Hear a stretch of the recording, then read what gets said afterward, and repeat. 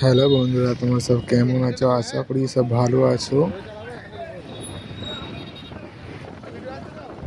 আজ হঠাৎ করে আমি বাড়ি যাচ্ছিলাম, হঠাৎ করে হাতটা আমি ছাড়লাম। মোটামুটি একটা মোটামুটি পিক আপ ছিল, মোটামুটি 70 পিক আপ ছিল।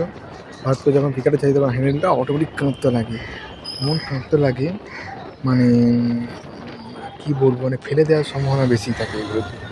এই করেই দুর্ঘটনাগুলোও ঘটে।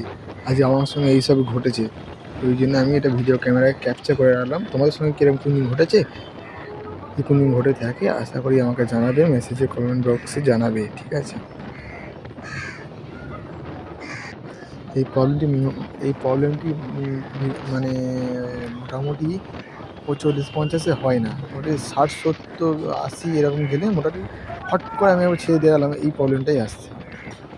সব বাইকে হয় না, কিন্তু নিনজা 300 হচ্ছে, পালসার 125-200 এসব হচ্ছে দেখেছি। আমিও আবার চেষ্টা করে দেখানো, দেখছি আমারও প্রবলেমটা রয়েছে।